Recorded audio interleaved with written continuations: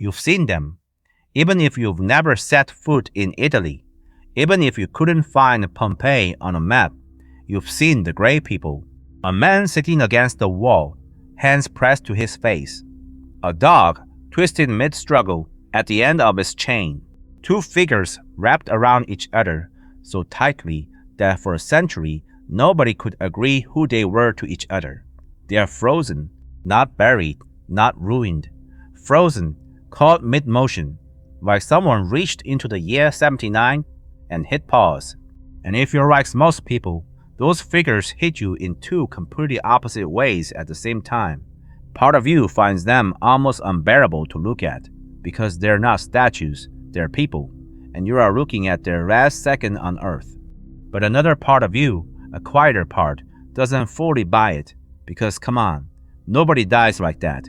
Death takes minutes. People run, people hide, people fight for air. A human being doesn't just stop. So which is it? Are the casts of Pompeii an honest photograph of the worst morning in Roman history, or is the freeze frame a little too perfect? A story we've been polishing for 2,000 years? And there's a sharper version of that question, because Vesuvius is still there. It is not extinct. It is the most closely watched volcano in Europe, and around 700,000 people live inside its official danger zone. So if the same eruption happened tomorrow, at the same scale, would it happen again? Would people with smartphones and satellites and a national evacuation plan end up frozen mid-motion in the ash? Exactly like the gray people behind the museum glass? Let's open the file. Wait, hit subscribe and smash that like button before we continue. Here's the version most of us carry around in our heads.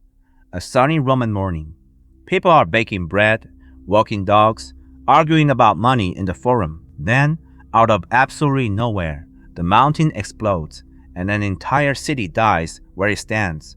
No warning, no escape, no time to even be afraid. 1 second you're alive, the next second you're a statue. An entire city hit by a cosmic pause button, and the cast seem to prove it. Look at them, a man shielding his face, a family in a stairwell, a dog still on its chain.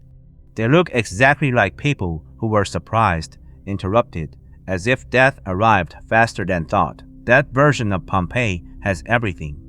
Irony, suddenness, the perfect horror of dying mid-gesture is why Pompeii became our shorthand for instant apocalypse, the city that never saw it coming. There's just one problem. Almost every part of that story is slightly wrong, and the way it's wrong is much stranger and much more uncomfortable than the myth. Start with the figures themselves, because they are not what most people think they are. They are not petrified bodies, not mummies, not fossils. They are, technically speaking, sculptures of holes. In 1863, an Italian archaeologist named Giuseppe Fiorelli was excavating Pompeii when his workers noticed strange hollow pockets in the hardened ash, cavities with human bones rattling inside. Fiorelli realized what they were. A body had been buried in fine volcanic ash. The ash hardened around it like a mold. Then, over centuries, the flesh decayed and vanished, leaving a body-shaped void in the rock, down to facial expressions and folds of clothing. So Fiorelli poured liquid plaster into the holes. When the ash was chipped away, there they were, the gray people. Every cast you've ever seen is a plaster copy of an empty space. The person is gone. What's left is the exact shape of their final second, a photograph taken by the volcano itself. Roughly 100 of these casts were ever made, and in the entire excavated city, archaeologists have found the remains of around 1,100 victims. Now hold that number, because here's where the myth starts to crack. Pompeii wasn't a village. Estimates put its population around 10 to 12,000 people. 1,100 bodies. So, where is everyone else? They left. The eruption did not come out of nowhere. For days beforehand, the ground had been shaking, and when Vesuvius finally blew, It didn't kill Pompeii in a flash, not at first. It sent a column of ash and pumice more than 30 kilometers into the sky, and then it rained stone on the city for roughly 18 hours. Pumice piled up on rooftops.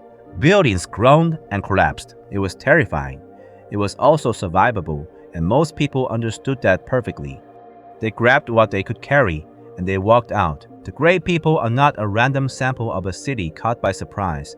They are the ones who stayed, who sheltered under roofs, who waited for it to pass, who decided the worst was over. Keep that thought.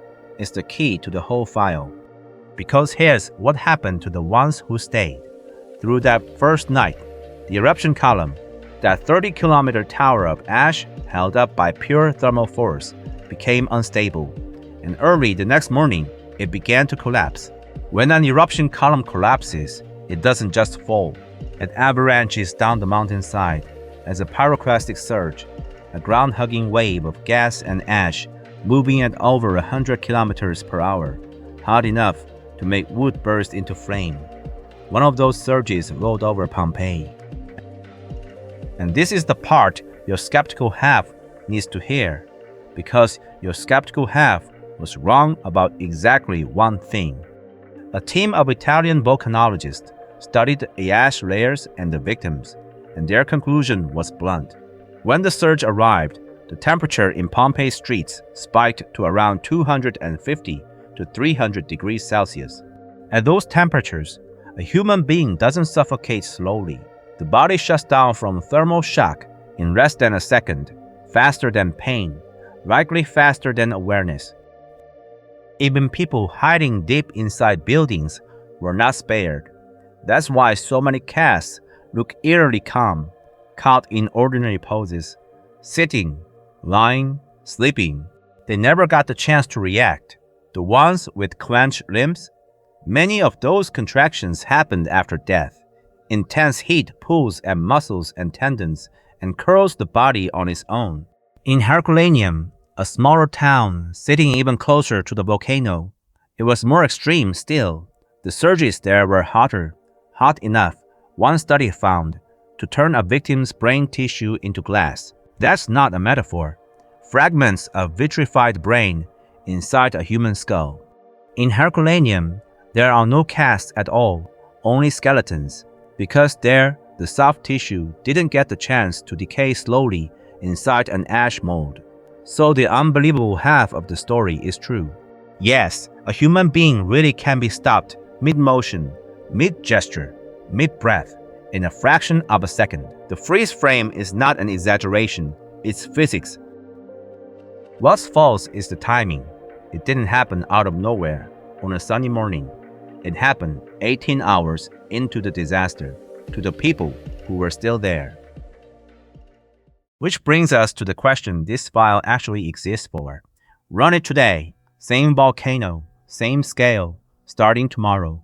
What happens to us? First, the good news, and it's genuinely good. A modern Pompeii would not be surprised.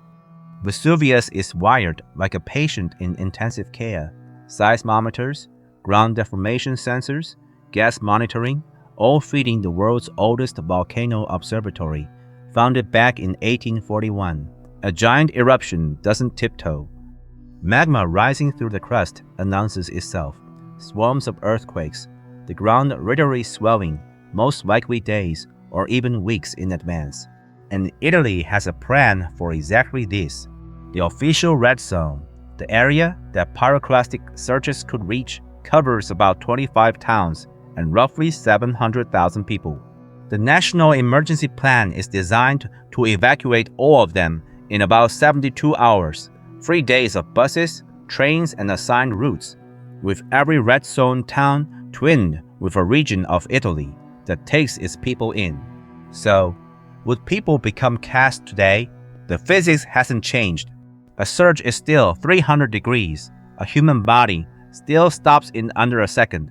Reinforced concrete resists ash weight better than Roman roof beams, but a pyroclastic surge doesn't particularly care what your walls are made of.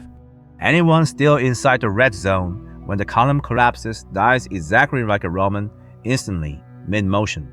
Whether they become a cast is a separate question that requires meters of fine ash and undisturbed burial and, let's be honest, an archaeologist with plaster centuries later.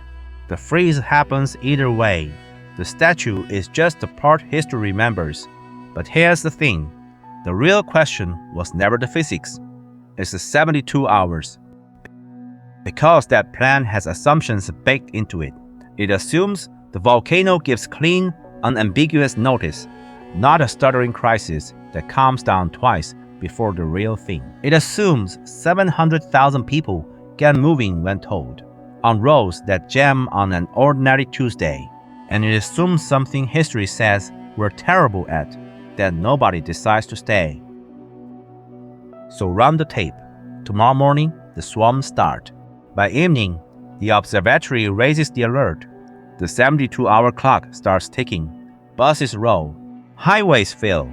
Most people, the overwhelming majority, do exactly what the Pompeians did 18 hours in. They leave, and they live. But now you know who to watch for.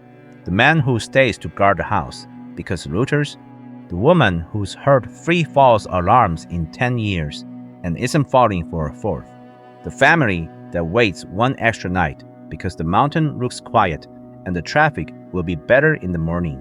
In the year 79, those exact people had 18 hours of stone falling from the sky as a warning. Today they'd have 3 days, 100 sirens, and a phone screaming evacuation orders. Some of them will still stay. Every modern eruption on Earth ends with rescuers arguing with somebody who refuses to leave. So, would Pompeii happen again? The honest answer is, the volcanoes would. The eruption, the column, the collapse, the surge, 300 degrees, faster than thought. Science can predict it, but nothing on Earth can stop it. The city's half, though, that's ours now. 700,000 people frozen in ash, or 700,000 empty houses and a mountain roaring over an evacuated coast.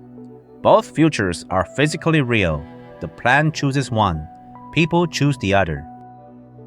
Because the cast of Pompeii were never really made of plaster. They were made of a decision. The decision that the worst was over, that home was safer than the road, that the mountain was done. The ash just recorded it. The volcano was honest. It gave 18 hours of warning, and it will give more next time. History's glitch isn't under the mountain. It's in us, the part that hears the warning, looks at the sky, and decides to wait. File closed on Pompeii. Next time, we open a file on an empty village. In 1587, 117 English colonists landed on Roanoke Island, off the coast of what's now North Carolina. 3 years later, a supply ship finally returned and found no one, no bodies, no graves. The houses carefully taken apart, and a single word carved into a post, Croato and. Where do 117 people go? That's next on Glitch Files. History has glitches. We find them. File closed. Subscribe so you don't miss the next one.